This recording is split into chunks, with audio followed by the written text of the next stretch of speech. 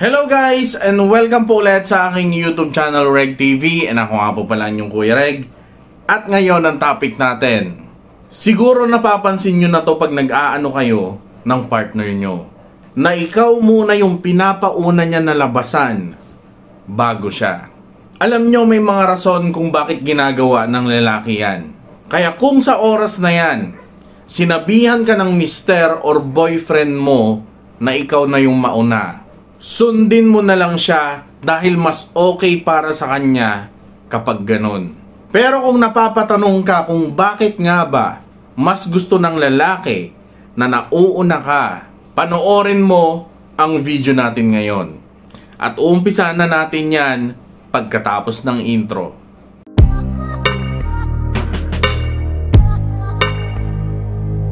So bakit nga ba mas gusto ng lalaki na nauuna ka sa finish line bago siya? Number 1, dahil masarap yung sounds na nilalabas mo. Siguro hindi nyo napapansin, pero may mga sounds kayong nilalabas na kakaiba kapag malapit na kayo sa finish line. At yan ang hinahanap-hanap ng lalaki pag nag-aano kayo. Lalo na kung napapasigaw ka na or nanginginig-nginig na yung boses mo dahil sa sobrang sarap pagpuputok na yung bibingka mo. Mas gusto ng lalaki yan na naririnig kapag hindi pa nilalabasan yung talong niya. Dahil mas lalo siyang gaganahan pag maririnig niya yan. Lalong mas manggigigil sa'yo yung lalaki. Dahil kapag tapos na ang lalaki, pag nakarating na sa finish line, kahit na anong sounds pa ang gawin mo, kahit gaano pa kalakas ang pag-ungol mo, wala na yan epekto sa lalaki pag may lumabas na sa pipino niya. Number 2 na dahilan, libreng private show. Para sa lalaki, masarap sa feeling pag nakikita ka niya na ine-enjoy mo yung ginagawa nyo. Lalo na kung nawawalan ka na ng kontrol sa sarili mo, pagpuputok na yung bibingka mo, yung nanginginig yung katawan mo, yung napapapikit yung mga mata mo, napapakagat labi ka, at syempre ang pinaka the best sa lahat, yung nawawala yung itim ng mga mata mo. Gaya ng ganito. Ganyan. Pero syempre, mas hot pag kayo yung gumagawa ng ganyan. Pag sa inyo nangyayari, buwag sa akin. Sa babae, syempre, goods na goods tingnan yan. At yan ang pinaka the best na feeling pag nakikita nung lalaki yung babae na nawawala na yung mga itim ng mga mata niya. Dahil feeling ng lalaki pag nagagawa niya yan sa babae, ay magaling siya. At lalaking lalaki siya dahil nagagawa niya yung mga yan sa'yo. Dahil aminin natin, hindi lahat ng lalaki kayang patirikin yung mga mata nyo. 'Di ba? Kaya kahit hindi pa makarating sa finish line ng lalaki, basta napapanood ka niya at nakikita niya na sarap ka, kahit na makailang labas ka pa ng bibingka mo, goods na goods yan para sa lalaki. Pangatlo, gusto ng lalaki makita na nag-e-enjoy ka. Syempre pag sa lalaki hindi na kailangan tanungin, dahil ang lalaki nag-e-enjoy talaga yan. Pero mahalaga din para sa lalaki na makita ka na nag-e-enjoy sa ginagawa nyo. Lalo na kung mahal ka ng lalaki na yan. At hindi lang yung bibingka mo yung habol niya. Kaya ibibigay ng lalaki yung buong serbisyo niya sa'yo hanggang sa masiyahan ka. Dahil kung wala siyang pakialam sa nararamdaman mo at yung sa kanya lang yung iniisip niya, sigurado hindi ka na mahal ng lalaking yan. Or hindi ka talaga niya mahal. At ang mahalaga lang sa kanya ay yung makaraos siya. Yung mailabas lang niya yung init ng katawan niya. Number 4 na dahilan, dahil feeling ng lalaki natapos niya ng maayos yung mission niya. Alam mo yung feeling ng isang lalaki pag napapanalo niya yung team niya sa basketball league? Or yung feeling na nagagawa niya ng maayos, o kaya yung feeling na napagtatagumpayan niya yung mga ginagawa niya. Yung taas no siya tapos parang lalaking lalaki yung dating niya.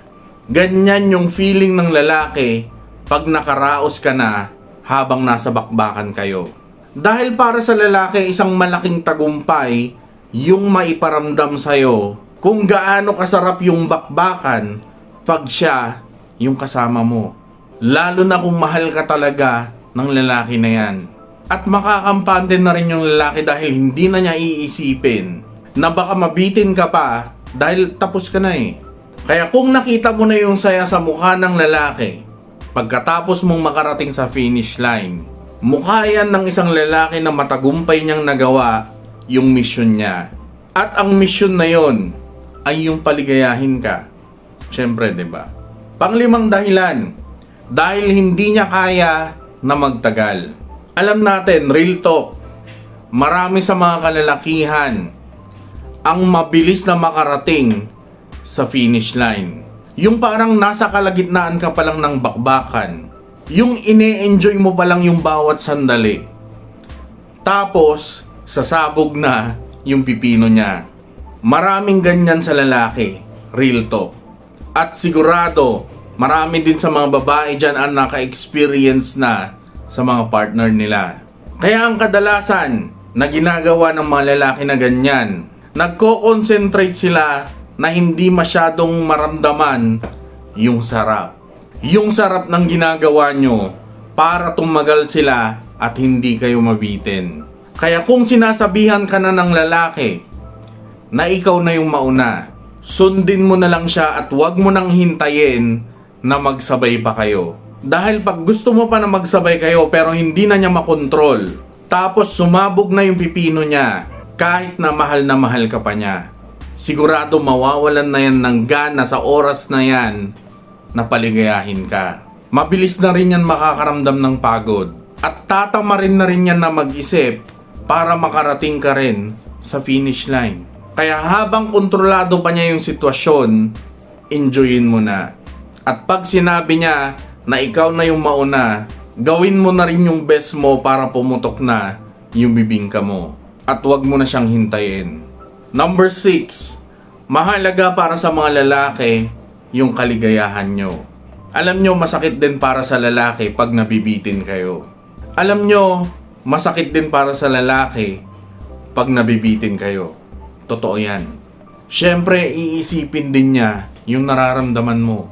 Lalo na kung mahal ka niya. Pero may mga lalaki talaga na kahit gustuhin man niya na hindi ka mabitin, kahit na gustuhin man niya na gawin nyo lahat yung posisyon na gusto mo, wala siyang magagawa dahil hanggang dun na lang talaga yung kaya niya. Lalo na kung walang nag-a-advise sa kanya or hindi siya nanonood ng mga ganitong tips or kahit na magbasa sa internet. Kaya napakahalaga para sa lalaki yung nakikita ka niya na nauuna na sa finish line at naligayahan ka na sa ginawa nyo. Dahil yan ang pinaka-cheap pero pinaka-the best na kaligayahan na kayang ibigay ng lalaki maliban sa mga mamahalin na bulaklak, chocolates, or alahas. Kaya kung nakita ka niya na maligaya sa ginawa nyo, mas magiging kampante na siya dahil alam niya na nasiyahan ka. So yun, Rek TV nga po pala. And ingat kayo sa mga naroon. God bless, peace, and goodbye.